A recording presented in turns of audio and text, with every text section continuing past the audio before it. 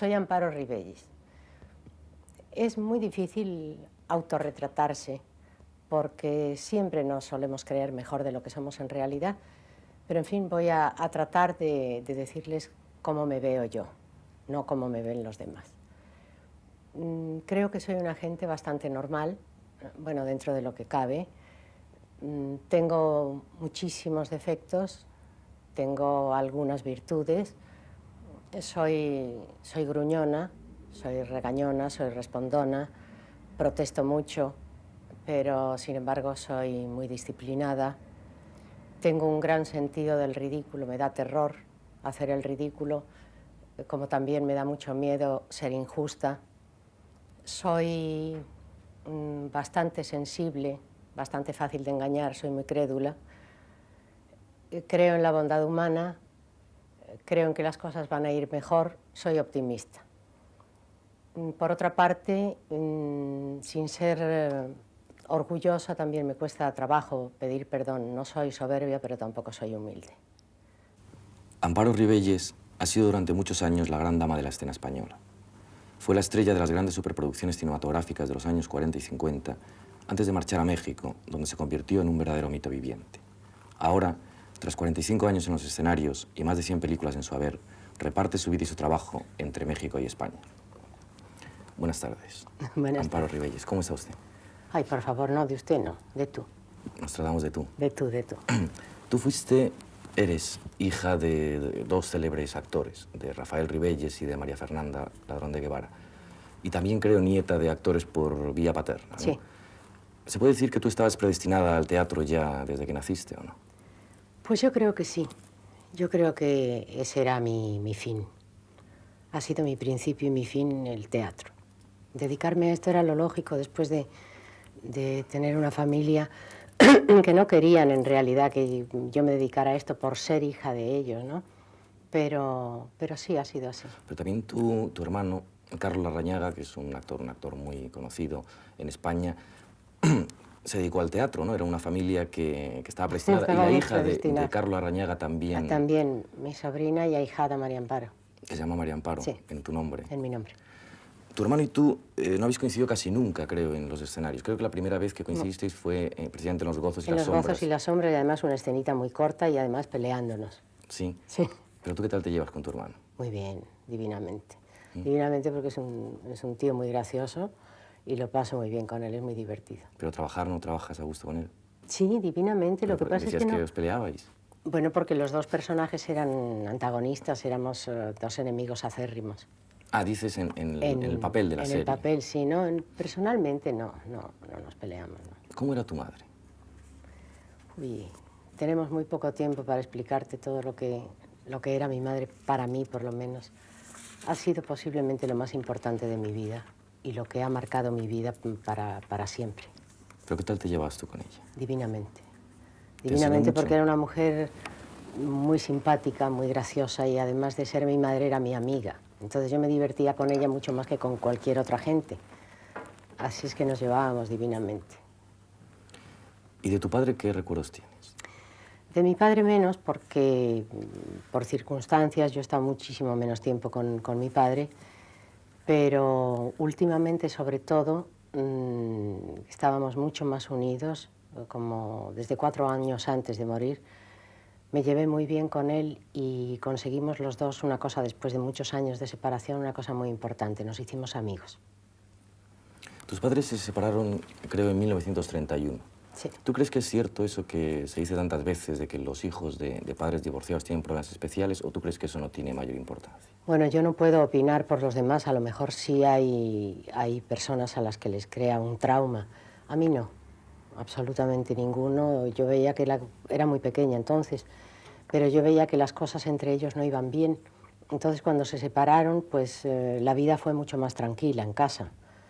Entonces, no es que me alegrara en aquel momento, no puedo decirte si me alegré o me disgusté, porque era muy pequeña, ya te digo, no me acuerdo, pero lo que sí te puedo decir es que no ha influido en mí para nada absolutamente el que ellos se hayan divorciado.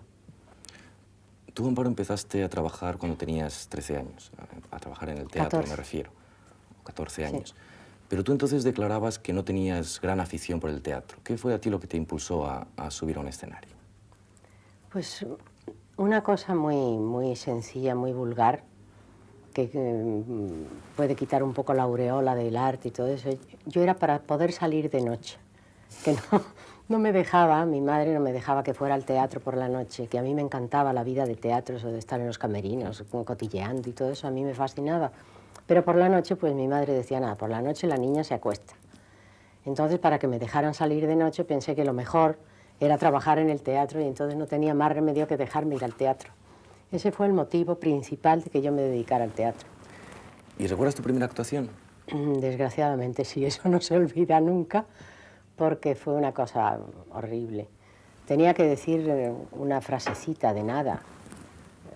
Creo que era... A mí también me gusta bailar el lambeth walk o algo así. Era un baile entonces. Era un baile muy repípido entonces, sí. Y lo dije, vamos, yo creí que lo dije normal, pero resulta que lo dije tan bajito, porque el miedo no me dejaba salir la voz, que no se enteró nadie, no digo ya del público ni en escena. Entonces la pobre de mi madre me decía, hija, dilo. Y dice, ya lo he dicho. Dice, pues dilo otra vez, que no te han oído. Ese fue mi casi debut, beneficio y despedida. Amparo, ¿y cómo era el mundo de la escena entonces? ¿Ha cambiado mucho? Sí, se ha cambiado. Bueno, el mundo de la escena no ha cambiado. Los entresijos yo creo que sí han cambiado.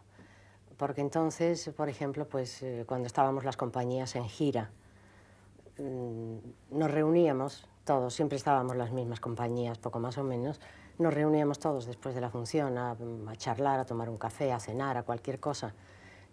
Las distintas compañías, entonces hacíamos unas grandes peñas donde hablábamos, como siempre, de teatro, de lo mal que estaba el teatro, en fin, de lo mismo que se habla ahora. Lo que pasa es que ahora, pues, no es que haya menos camaradería ni menos amistad, sino que las gentes tienen más cosas que hacer, unos se van al bingo, los otros se van a otro sitio, total, que no nos reunimos como antes. ¿Y tú echas un poco de menos la pompa que tenía entonces el teatro?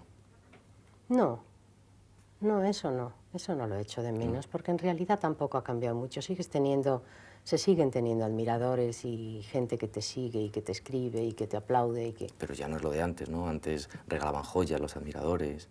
Bueno, a mí nunca me han regalado joyas los admiradores. Yo creo que sí, ¿no? Lo Incluso siento. alguna vez tu madre te dijo que no la devolvieras, que esperaras a que te hiciera una proposición deshonesta para devolverla. Sí, bueno, es que me mandaron una pulsera de brillantes así de este tamaño. Y yo muy digna, muy en novela rosa, dije, este señor que se ha creído, yo soy una persona decente, soy una señorita, y se la devolví. Y mi madre me dijo, además de una señorita, eres una imbécil, porque eso no se devuelve. Ahora, si ese señor te hace proposiciones deshonestas, entonces devuélvesela, pero mientras quédatela, no seas tonta. Oye, Amparo, tu madre era monárquica, creo, y tu Sí. padre era republicano. Sí. ¿Tú entonces qué inclinaciones tenías? No, yo ninguna. Políticas. Tú Inclinaciones siempre políticas. te declaras apolítica, ¿no? Y soy totalmente Pero no tienes apolítica. ningún ideal en... Ideales sí, pero no es lo mismo tener ideales que ser política. Tengo mis ideales y, Bueno, y no entiendo de política. Una frase que tú citas con frecuencia, que es de Benito Juárez, del que fue presidente de México Sí. y luchador. ¿Qué era cuál es la frase? El respeto al derecho ajeno es la paz. Esa es la frase que a mí me parece una frase sensacional, porque es verdad. Si tú respetas a los demás te respetan a ti. Pero eso es un cierto ideal político, ¿no? Bueno, pero no es política, es un ideal. Es un ¿Cuáles ideal eran- y una entelequia, además. ¿Cuáles eran entonces tus ideales en la vida? En la vida, pues, yo creo que lo único que me interesaba en aquel momento era divertirme y pasarlo bien. Es lo que son los ideales que se tenían entonces, cuando se tenían 15 y 16 años. Divertirme lo más que podía. Yo he trabajado desde muy jovencita, como ya hemos dicho antes. Entonces, pues, estaba muy sujeta porque eran 2 funciones, como sigue siendo ahora, y el cine, el teatro, en fin, era mucho trabajo. Entonces, en cuanto tenía un rato libre, lo único que quería era divertirme. Y lo conseguía, además lo conseguía. Tú en la posguerra te convertiste en una gran estrella de la mano de la que era entonces la gran empresa cinematográfica, ¿no? Cifesa. Tú siempre que has recordado aquella época la has recordado efectivamente como una época dorada, divertida Sí. y bonita. ¿Tú cómo viviste aquellos años? Ah, muy bien. Yo viví divinamente, trabajando mucho, o sea, nunca me han regalado nada, todo me lo he ganado, quitándolo de la pulsera y la devolví. Pero no Pero tenía las cosas más fáciles porque tu madre era empresaria. no, qué va. Por una parte sí es muy importante llevar unos apellidos como los míos, ¿no? Pero por otro es un hándicap también porque te exigen mucho más que a cualquier otra persona que no tenga esos apellidos. Pero mi madre fue una maestra muy dura para mí. O sea, yo creí que iba a ser todo facilísimo. Decía, pues yo la hija de la empresa, los papeles importantísimos que haya enseguida van a ser para mí.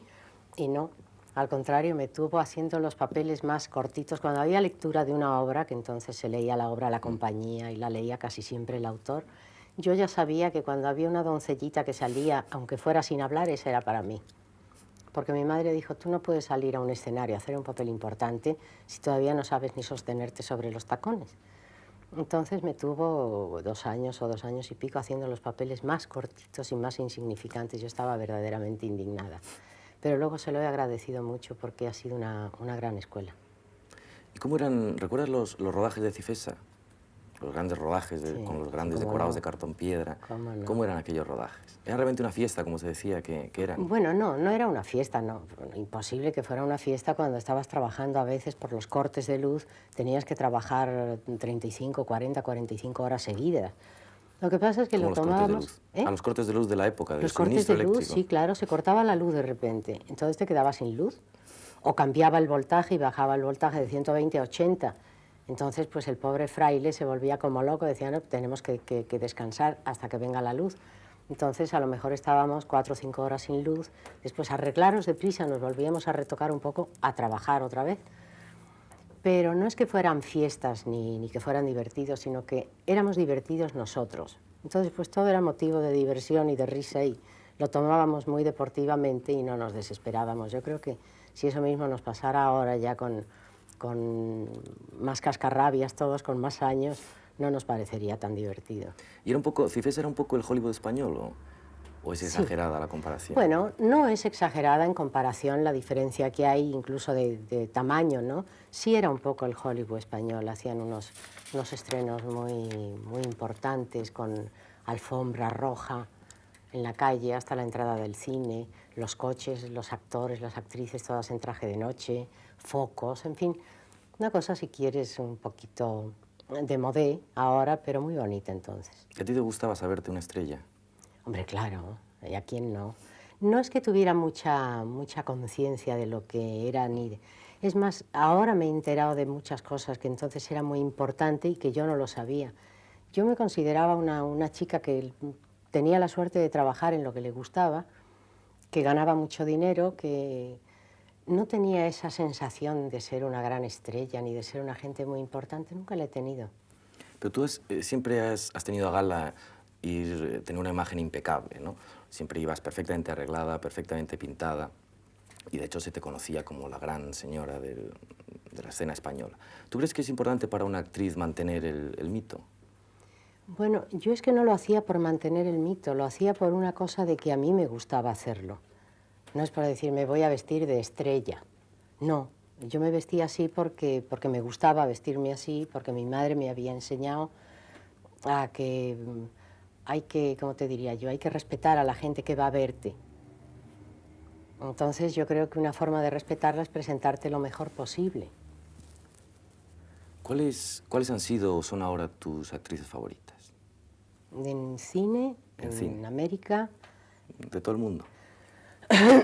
pues mira, siguen siendo casi las mismas. Katharine Hepburn, por ejemplo, es una actriz que me sigue gustando.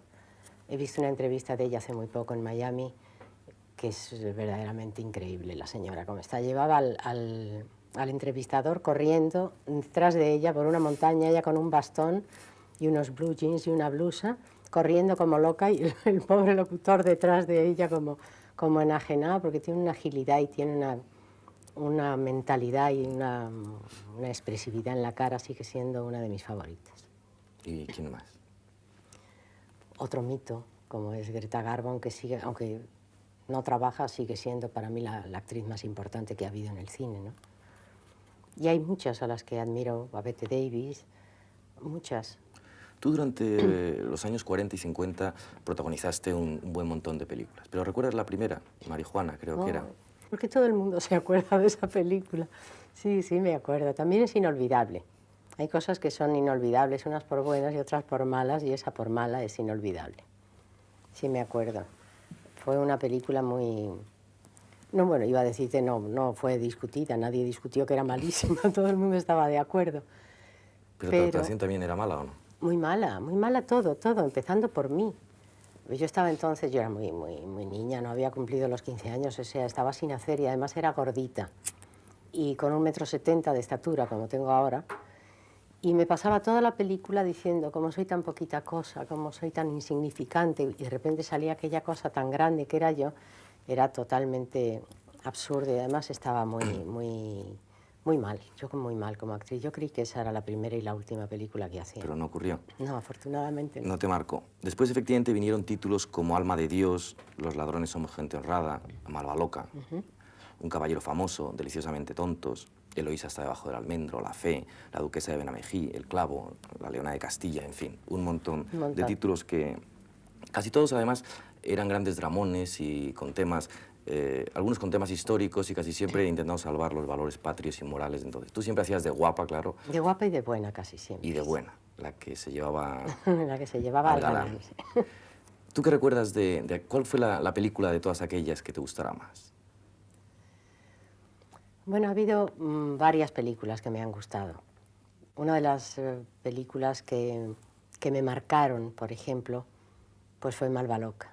Fue la primera película importante que hice directamente para Cifesa, porque Alma de Dios y Los ladrones y todo eso era campa para Cifesa. O sea, eran películas baratas a las que Cifesa no daba su nombre, no daba la paternidad. Entonces ya Malva loca fue la primera película importante que hice con Cifesa, o sea, ya era Cifesa presente. Todo el mundo destacaba un poco la intención política que subyacía en todas esas películas. ¿Tú entonces te sentías manipulada o no te sentías manipulada? No, jamás. ¿Nunca te has sentido? Nunca he tenido la sensación de trabajar para la Gestapo ni nada de eso. No. Yo hacía lo que me daba la gana, me trataban divinamente, tenía un contrato fabuloso donde podía elegir el director, el protagonista, el operador, el argumento, cosa que no hacía porque como siempre me proponían lo mejor de lo que había en aquel momento, no tenía nunca que hacer valer mis derechos de contrato, ¿no? Pero nunca me sentí manipulada. A mí me ofrecían una película que no me gustaba y no la hacía. Y me ofrecían alguna película que me gustaba y la hacía. Cuando estabas rodando Alba de América, que entonces tenías 26 años, estabas embarazada, sí, embarazada de tu hija María Fernanda. Entonces yo supongo que ser soltera y tener una hija debía ser un trago, ¿no? ¿Tú por qué te empeñaste? ¿Por qué estabas tan segura que en declaraciones de la época estabas perfectamente segura de lo que querías y fuiste adelante? Bueno, si no hubiera estado perfectamente segura de que quería tener un hijo, no lo hubiera tenido. Es mucho más fácil no tenerlo que arriesgarse a muchísimas cosas. Yo quería tener un hijo y la tuve, gracias a Dios, y sigo dando gracias de aquella decisión muy difícil que tomé entonces porque tengo una hija maravillosa. ¿Y tuviste en aquel rodaje de aquella película problemas con el director de la película, con Juan de Orduña, precisamente por el embarazo? Bueno, sí, no problemas, sino que había una escena, la entrega de las llaves de Granada, en la que me subieron en un caballo entero, muy bonito, blanco, con una cola larga, preciosa, y pusieron una jamuga, porque no había silla de montar de la época, entonces era una silla atada al caballo. Entonces yo no me sentía segura porque no tenía ninguna sujeción. Entonces, como yo ya estaba muy embarazada, estaba entonces como de 7 meses o así. ¿Y no se notaba o qué? Bueno, es que me ponían una faja que en lugar de embarazo parecía que tenía anginas. ¿Entiendes? Todo se me subía aquí arriba. Entonces yo notaba que no podía, que si el caballo hacía algún extraño, yo no iba a poder sostenerme en la silla.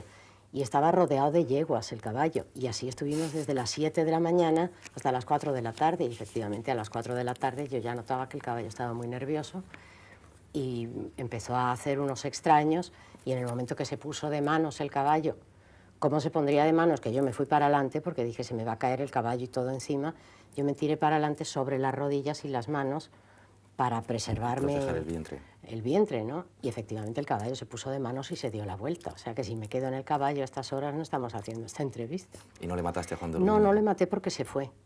Se fue porque yo se lo había advertido. Entonces me decía, ay, Amparo, o sea, qué pesada eres, por Dios, si acabamos enseguida. Y decía, Juan, que no puedo estar tanto rato en el caballo, que este caballo se está poniendo muy nervioso, eres una miedica. No sé. Total, cuando pasó y me levanté, porque todo el mundo creyó que me había matado, pregunté, ¿dónde está Juan? Juan se había ido ya, no apareció hasta el día siguiente. Oye, Amparo, ¿y tu hija no quiere seguir la saga familiar, no quiere ser actriz? Bueno, te voy a contar. Mi hija se hizo novia del que hoy es su marido cuando ella tenía 7 años y él 9. Entonces yo quería que fuera actriz, mi mayor ilusión es que hubiera sido actriz. Entonces empezó a hacer sus pinitos y lo hacía muy bien, pero al novio no le gustaba que se dedicara a esto porque tenía celos. Entonces, pues como la vocación verdadera de mi hija era de señora casada, pues ha seguido su vocación. Y se acabó el teatro. Y se acabó. Pero alguna interpretación ha tenido ella, ¿no? Sí, hizo 2 telenovelas conmigo, hizo una película conmigo también, y además era buena actriz, no creas que no. Era buena actriz, es una pena. Amparo, de ti se dijo que eras el rostro más bonito del cine español. ¿Pero cuándo dejaron de decirlo? Uy, hace mucho ya. ¿Sí? Sí, sí, pero no me ha causado ninguna sorpresa porque eso es una cosa que mi madre me advirtió. Me dijo una vez, como ella sí había sido una verdadera belleza, dice, mira, Amparo, tú eres una mujer muy guapa, pero tienes que acostumbrarte a que un día van a decir, Amparo es guapísima, y al día siguiente van a decir, es que Amparo ha sido muy guapa. Entonces vete haciendo la idea para que cuando te llegue el momento no te sorprenda. Y efectivamente llegó el momento y pues no me sorprendió. Dije, vaya, ya llegó aquello que me dijo mi mamá. ¿Pero es importante para ti ser bella? Bueno, yo creo que la belleza siempre es importante. Yo no estoy hablando con falsa modestia y eso la gente que me conoce bien lo sabe. Yo nunca me he considerado tan guapa como me han visto los demás. O sea, yo sabía que era guapa, pero así una belleza de decir, qué mujer tan bella, nunca me he considerado una belleza. Yo he considerado bellezas, pues Ava Gardner, mi madre, no sé, Greta Garbo, una infinidad de gentes que yo no me he considerado belleza, me he considerado guapa, pues sí. ¿Y te has considerado alguna vez una sex symbol? No. De eso me enteré muchísimos años después, porque entonces no se conocía ni la palabreja, ¿no? Entonces, ya cuando he vuelto a España, me dice, porque tú entonces eras el sex symbol del cine. Y yo decía, pero ¿y por qué no me lo dijeron entonces? Que lo hubiera pasado mucho Pero tus mejor. fotografías estaban en las cabinas de los camioneros y en los dormitorios de los estudiantes. Y... Bueno, pero no me consideraba el sex symbol, no me lo he considerado nunca. ¿Qué otras virtudes, además de tu belleza, consideras tú que tienes? Bueno, virtudes no muchas, esa es la verdad. No sé, tengo un gran sentido de la lealtad, de la amistad. Soy una gente muy leal y soy muy amiga de mis amigos. ¿Y defectos admites? Uy, un montón. ¿Es verdad que tuviste una época en que tenías cierta cleptomanía en las perfumerías? Sí, sí, pero era muy chiquitilla. Bueno, muy chiquitilla no, ni tan chiquitilla, ya trabajaba en el teatro. Me acuerdo que un día ¿Pero entré solo a en comprar... las perfumerías? ¿Eh? No, Solo en las perfumerías. Entré a comprar una barra de labios. Entonces me sacaron un montón de colores, escogí un color y me guardé una barra de labios. Entonces ya cuando salí a la calle dije, no hay derecho, es una vergüenza esto que estoy haciendo, voy a entrar otra vez. Y entré y dije, mire señorita, y sin darme cuenta se me ha caído en el bolso esta barra de labios y quiero pagarla, me la voy a llevar. Y la pagué y me llevé otra. No lo pude evitar, afortunadamente, ya se me quitó, pero la cleptomanía podía haberme dado en los bancos, hubiera sido mucho más Oye, práctico. Amparo, tú en aquella época compartías las cabezas de cartel con Aurora Bautista o con Ana Mariscal, ¿no? Con Ana Mariscal incluso llegaste a rodar una película de mujer a mujer que se entendió entonces como un cierto mano a mano entre vosotras, entre las grandes estrellas. Entonces había rivalidad no solamente profesional, sino personal, ¿o no? ¿Cómo llevabas? No, en absoluto, nos llevábamos divinamente y éramos muy amigas y nos admirábamos mutuamente. Lo que pasa es que aprovechábamos un poco esa fantasía que había de que éramos rivales y todo eso para darle más publicidad a la película que hicimos Ana y yo, por ejemplo, de Mujer a Mujer, que la gente creía que nos íbamos a matar en el plató y resulta que las únicas que nos llevábamos divinamente éramos nosotros, tuvo broncas todo el mundo menos nosotras. Y con galanes también has compartido unos cuantos cabezas de cartel. Has trabajado con Fernando Rey, con Alfredo Mayo, Sí.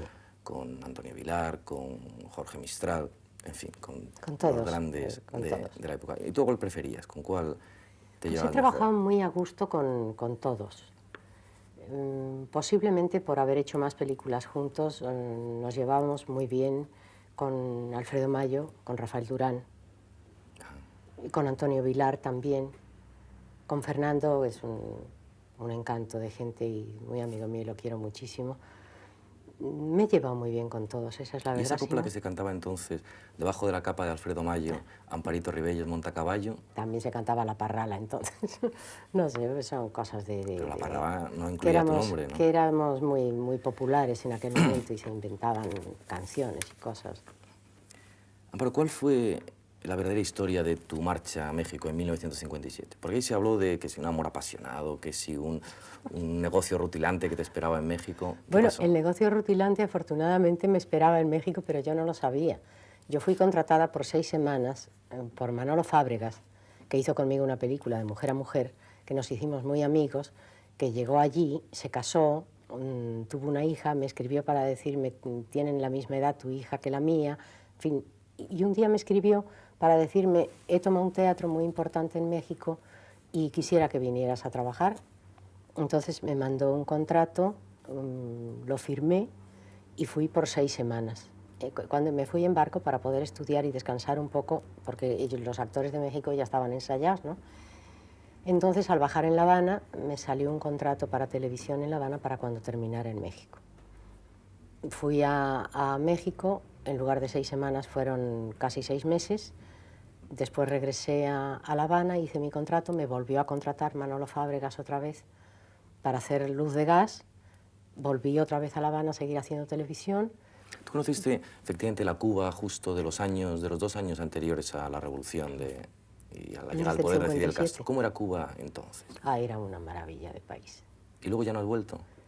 No, no he vuelto, no. Era una gente verdaderamente sensacional, sensacional, no Y tienes en México idea. has estado prácticamente 25 años. Sí, ¿Qué te dio México para quedarte pues todo, tanto tiempo? todo. Me dio cariño del público, me dio amigos, me dio éxito, me dio dinero, me dio el poder trabajar en lo que quisiera y en lo que me gustara, me dio mucho. ¿Hay buen Mucho. teatro en México? Yo también le he dado pues todo mi cariño y todo lo mejor que hay dentro de mí. ¿Hay buen teatro allí en México? Sí, sí, sí, hace buen teatro, sí. ¿Mejor que el teatro que se hace en España? No, No se puede comparar. se hacen muchas obras españolas. Yo he hecho casi todo mi repertorio, allí han sido obras españolas y se presentan divinamente. Tienen una ventaja los teatros, que casi todos tienen escenario giratorio. Entonces, para los cambios de decorado, por ejemplo, en Tía Mame, cuando hice Tía Mame, pues eran, no sé si eran 8 decorados o 9 decorados. Entonces, no había que esperar, porque mientras estabas trabajando en la mitad del escenario, estaban preparando la otra mitad. Entonces, en cuanto terminabas, no hacía más que girar el escenario y ya tenías el otro escenario. Tú en México, además de teatro, Tía Mame, efectivamente, Morena Clara, Anillos para una dama, también hiciste allí, Melocotón en almíbar. Dueña y señora. Dueña y señora, unas cuantas.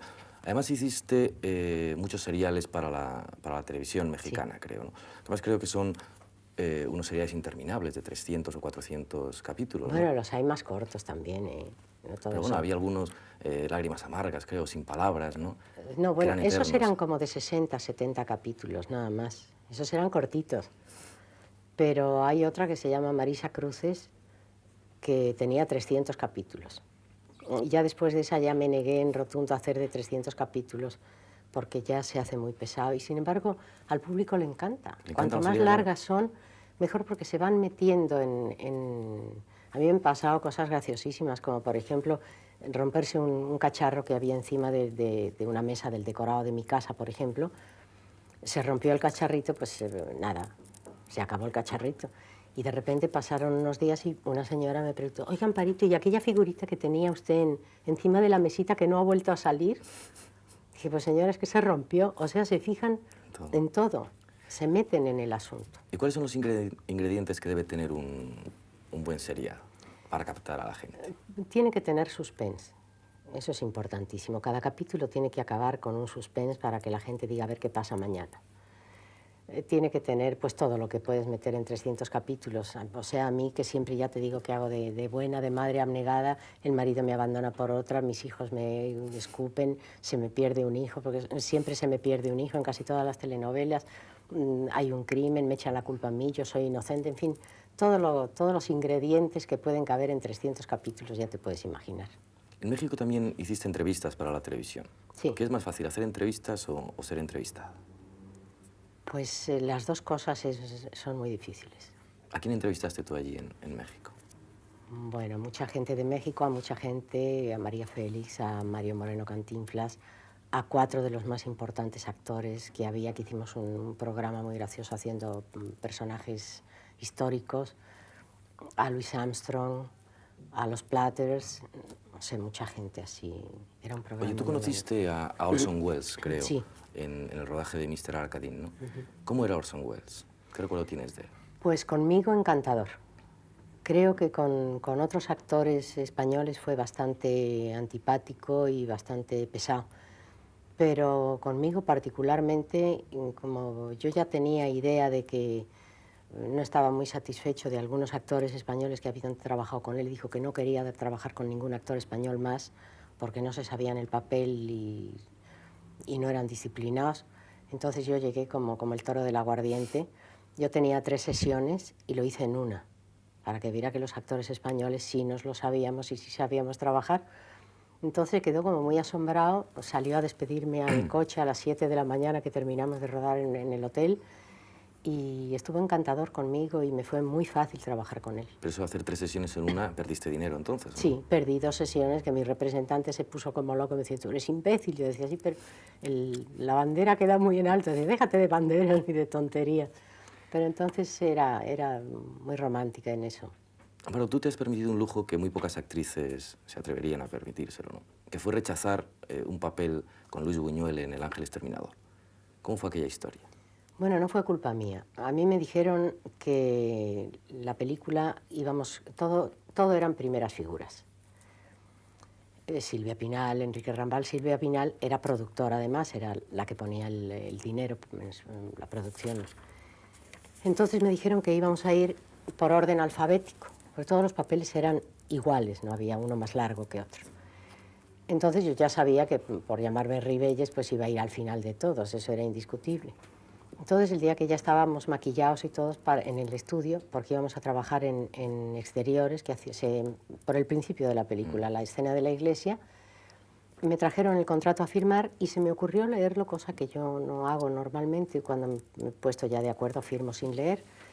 Entonces ponía, la película será presentada, Gustavo Alatriste presenta a Silvia Pinal en El Ángel Exterminador, y ya todo el reparto, y yo al final, claro.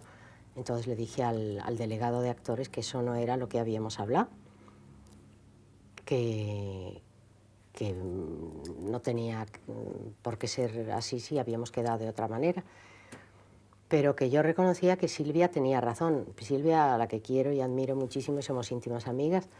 Entonces dije, tiene tanta razón, porque además la que pone el dinero, además de ser una estrella que merece ir delante, pero es que yo no quiero ir detrás, entonces no voy a hacer la película. Llamaron a la locación, a los exteriores donde estaban, se lo dijeron a Buñuel. Buñuel dijo que me darían un crédito especial, al final, actuación especial. Entonces yo dije que sí, que muy bien. Entonces el productor dijo que no había nadie que pudiera ir en crédito especial ni nada. Entonces yo dije que no, y que lo más que podía hacer era darles el nombre de otra actriz que me pudiera sustituir. Y como la escena era muda, la que tenía que hacer, no hubo ningún problema, se llamó a la otra actriz y yo me fui a mi casa. Tú casi siempre has hecho papeles dramáticos o melodramáticos, pero Sí. en tu vida has tenido muchos dramas, ¿o no? Sí, algunos. ¿Te gustan las emociones fuertes? Depende, no demasiado fuertes. Me gustan las emociones, simplemente siendo una emoción ya me gusta, no hace falta que sea demasiado fuerte. Tú muchas veces te has confesado muy enamoradiza. Sí, ¿Qué es lo que más te gusta en los hombres? hay muchas cosas. Sí, pero para mí es muy importante la boca, las manos y los ojos. Eso es de las cosas más importantes físicamente. ¿Y no crees que es mejor uno que muchos? Hombre, te diré, depende de cómo sea ese uno. Si es uno que reúne lo de muchos, pues sí. Lo que pasa es que cuando es uno nada más, enseguida te quieren agarrar y te quieren retirar de la vida. Y eso yo nunca me he dejado. No te has dejado. No. ¿Tú crees, Amparo, que hay amor sin odio? Sí, Sí lo hay. sí, sí lo hay. O sea, yo me he enamorado muchísimas veces y no odio a nadie. O sea, que yo creo que sí, soy una convencida de que sí hay amor sin odio. ¿Y crees en el amor cortés, en el amor sin sexo? Bueno, a eso le llamo amistad.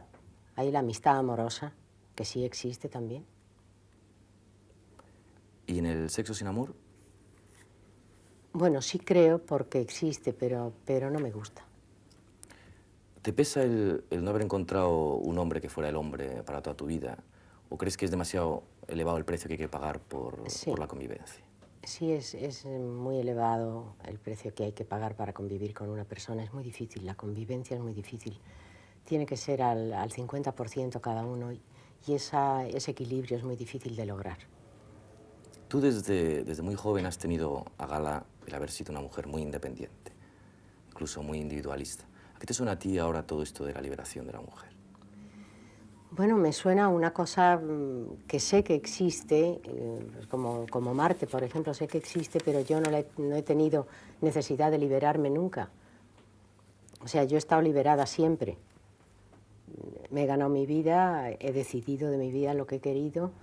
He hecho no siempre lo que he querido, porque eso es muy difícil de hacer, pero sí casi todo lo que he querido. Entonces me he sentido siempre liberada, no necesito que me liberen. Supongo que a lo largo de toda tu vida has ganado bastante dinero. ¿Tú eres ahorradora o no? No. ¿En qué te gusta gastarte el dinero? Uy, en todo. Me lo gasto en todo.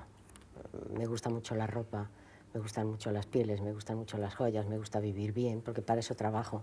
Siempre que hago un gasto inútil, siempre me digo lo mismo. Digo, es que con lo que trabajo yo creo que lo menos que puedo hacer es darme este gusto. Tienes fama de ser una magnífica jugadora de póker. ¿Es cierto? Sí, sí juego muy bien al póker. Lo que pasa es que ya no juego, ya me he cansado de jugar al póker. ¿Pero por qué? ¿Porque te sabes todo o qué? No, no es porque me sepa todo, es porque, no sé, pues todo va cambiando. Entonces, yo me sentaba a una mesa de póker o de cualquier otra cosa y me podía estar 14, 15, 20 horas jugando sin cansarme. Ahora me siento a jugar y a la media hora ya me he cansado. Tenías también fama de jaranera, ¿no? Sí. Incluso alguna vez has dicho, yo he bailado lo mío y lo de 6 amigas que no bailaban. Y he bebido lo mío y lo de 4 amigas abstemias. ¿Realmente te gustaba tanto la juerga? Sí, sí, me gustaba muchísimo. No te digo que la única ilusión que yo tenía entonces era divertirme. ¿Qué da y qué quita la edad, el paso del tiempo? ¿Qué cosas se pueden hacer a los 50 años que no se podían hacer a los 20? Uy, muchísimas. Muchísimas. Se pueden hacer igual a los 20, lo que pasa es que no te apetecen. A mí si me dicen que me voy a estar 4 o 5 horas delante de un televisor viendo televisión, a los 20 años me hubiera mondado de risa. Qué manera de perder el tiempo. Y ahora para mí pues es un gusto. ¿Tú nunca... Leer, no sé, oír música, ¿Y qué te estar gusta sola leer? incluso. ¿Qué cosas te gusta leer? Todo. Leer me gusta todo. Cuando no tengo una cosa que me guste mucho, me da lo mismo leer la guía telefónica, ¿comprendes? Para mí es un relax la lectura. Tú eres una mujer que nunca ha ocultado su edad. Tienes 59 años. ¿Cuáles son los placeres de los 50 años? Bueno, placeres, lo que se llama placeres. Placeres tampoco es una gracia decir, es que mejora muchísimo de los 20 a los 59, no, no. Pero sí tienes otra forma de ver la vida, que no es precisamente que sean placeres, sino tienes una serenidad, tienes una paz, una tranquilidad, no pasotismo. Pero eso también puede ser un placer, ¿no? Si Sí, es a vivir con sí, puede gozo, ser un ¿no? placer, sí. Yo lo que sí es que he procurado disfrutar siempre de mi momento. Y eso hasta ahora pues creo que lo voy consiguiendo. ¿Qué aficiones tienes ahora?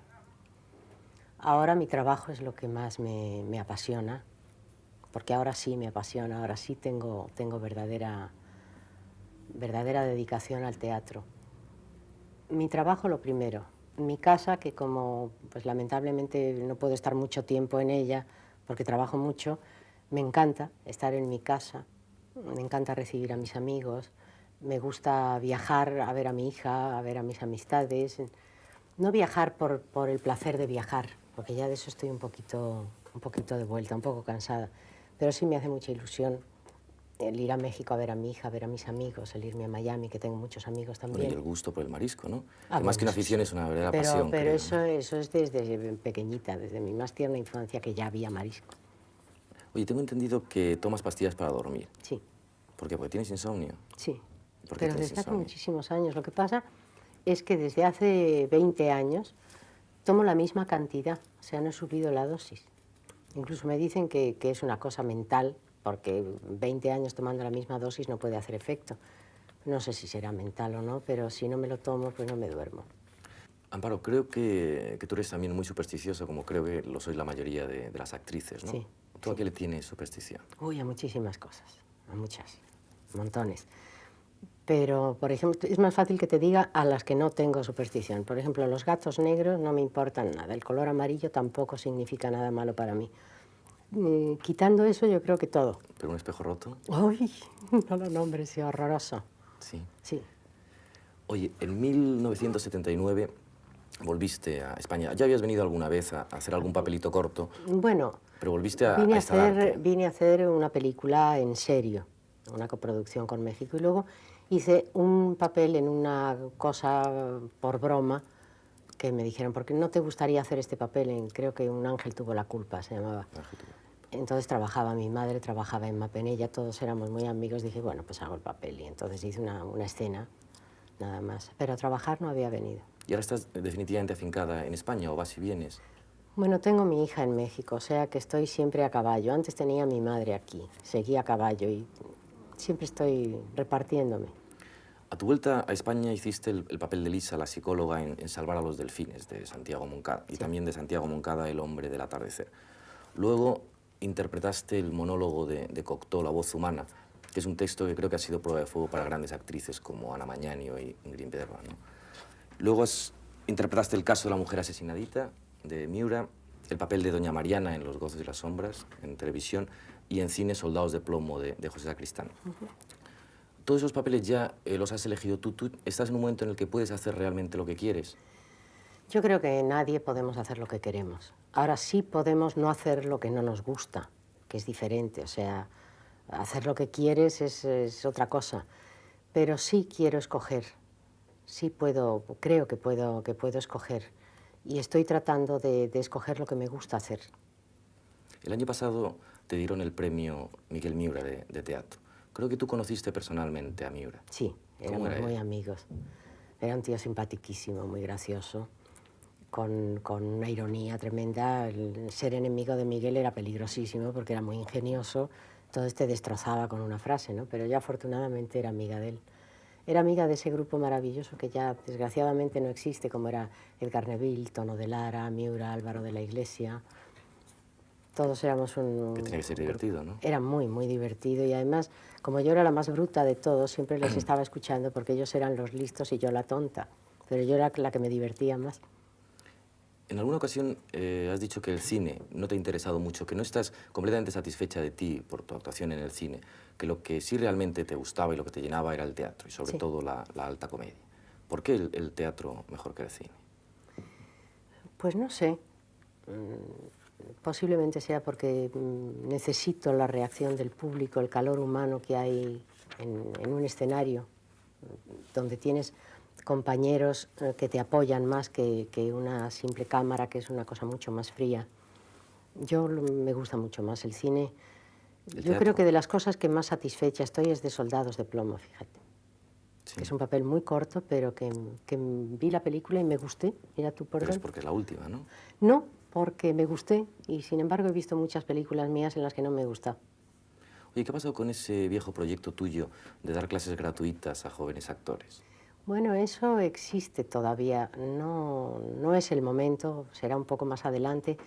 Para eso no soy yo sola, sino necesito la ayuda de muchos compañeros que me ayuden a hacer una cosa que creo que puede ser muy bonita, de crear nuevos actores y enseñarles lo que nosotros sabemos.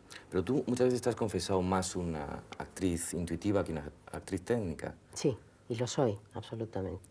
¿Y qué puedes enseñar a partir de la intuición? Pues a sacar fuera esa intuición, a que se den cuenta, por lo menos a desengañar a mucha gente que cree que sirve para esto y que resulta que no sirve, y que los tienen a lo mejor en una academia 2 y 3 años pagando, y a los 2 y 3 años salen de esa academia y no pueden trabajar porque no sirven para nada. Yo creo que sería mucho más leal, mucho más justo decirle, mira, dedícate a otra cosa, piensa en otra cosa, porque de esto no creo que puedas vivir. Parece muy duro dicho así, pero al final yo creo que es mucho mejor. ¿Tú, Amparo, te arrepientes de algo o no? No. ¿Cómo ves ahora la vida? Pues la veo muy bien, desde el punto de vista mío, que te digo, de una serenidad que he adquirido, una tranquilidad, una forma de ver la vida mucho más apacible, más pausada. Veo pasar las cosas que antes me llevaba un sofoco horrible porque no tenía un traje para ir a una fiesta, por ejemplo, pues ahora no me sofoco absolutamente nada. Al contrario, digo, qué bueno, no ha venido el traje, no voy a la fiesta, me quedo tranquilamente en casa. No sé, eso es otra forma de vida, es otra forma de ver la vida. Pues por nosotros hemos terminado, Amparo. Te dejo ahora con nuestro cuestionario muy personal y muchas gracias. Gracias a vosotros.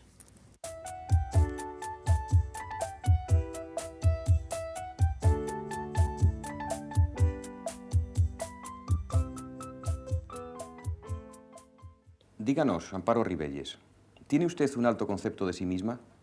Pues, ¿cómo así? ¿Cuál es la obra humana que más admira? El hombre, ¿Cuál es la obra humana que más deplora? la que intenta destruirlo. ¿Qué pecado cree usted que no lo es? La lujuria.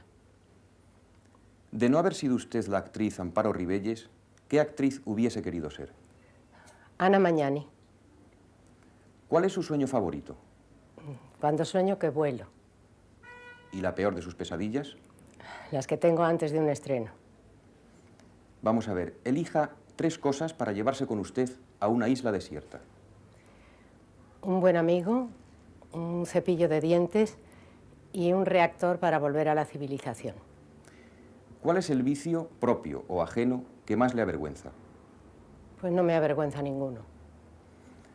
¿Con qué personaje, real o ficticio, le gustaría pasar una velada íntima? Con Casanova. ¿Puede darnos 3 buenas razones para vivir? Y podría darles muchas más. ¿En qué o en quién le gustaría reencarnarse? En una buena actriz. Es usted muy modesta, señora. ¿Querría describirnos el momento más divertido de su vida? Afortunadamente he tenido muchos. ¿Querría decirnos cuál ha sido el momento más amargo de su vida? Desgraciadamente también he tenido muchos. Francamente, ¿daría usted su vida por algo?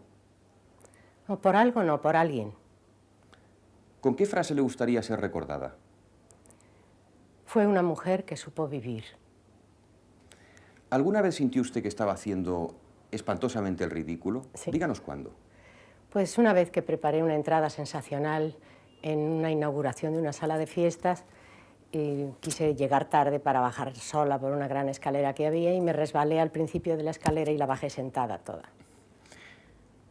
¿Cuál cree usted que es la gracia que no le quiso dar el cielo? La inmortalidad. Amparo Ribelles, ¿cómo se las arregla usted para huir de la quema? Yo no huyo, procuro evitarla. Y por último, ¿quiere usted formular un íntimo deseo? Que se olviden de las armas nucleares y de las otras y que procuren descubrir algo que sirva para curar las enfermedades que hasta ahora son incurables.